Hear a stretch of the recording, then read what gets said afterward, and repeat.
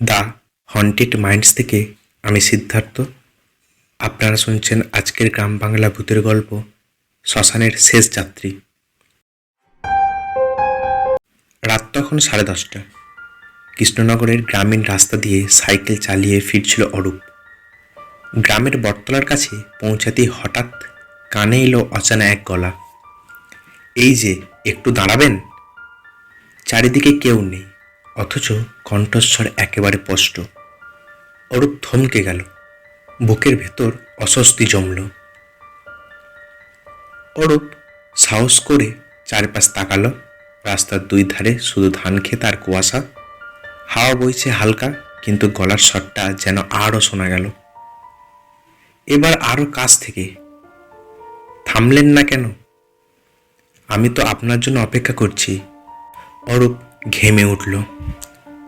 গ্রামের লোকেরা বলে এই রাস্তায় নাকি মাঝরাতে শ্মশান থেকে অদ্ভুত সব ছায়া বের হয়। হঠাৎ পেছনে চাকার শব্দ। ঘুরে তাকাতেই দেখা গেল এক লোক দাঁড়িয়ে আছে, মলিন ধুতি পরা, চোখ দুটো অস্বাভাবিকভাবে লালচে। লোকটা বলল, ভাই, আমি আপনার সাথে একটু যাব। সামনে শ্মশান ঘাট পার হতে হবে। অরূপ কিছু বলার আগেই লোকটা তার সাইকেলের পিছনে বসে পড়ল।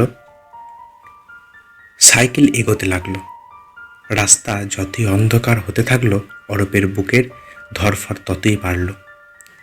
মাঝে মাঝে মনে হচ্ছিল পিছনে বসার লোকটার শরীর নেই, শুধু বরফ ঠান্ডা বাতাস।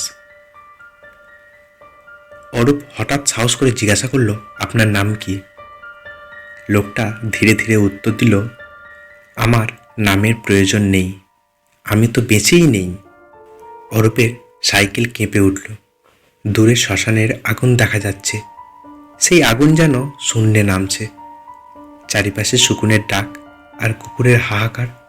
পিছনে বসার লোকটা হঠাৎ হাসতে শুরু করলো, একটা বিকট হাসি, যা শুনে অরূপের শরীর কেঁপে উঠল।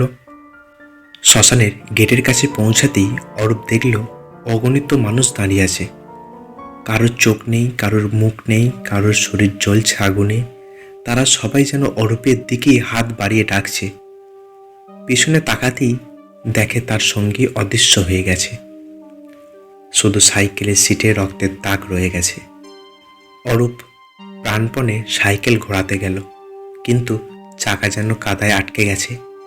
সেই সময় সামনে এগিয়ে এলো এক অচেনা নারী, সাদা শাড়ি, চুল ভিজে, মুখ অর্ধেক পুড়ে গেছে। সে ফিসফিস করে বলল, আজ তুমি পালাতে পারবে না, আজ তুমি আমাদের দলে যোগ দেবে। নারীটা হঠাৎ ঝাঁপিয়ে পড়ল অরূপের ওপর।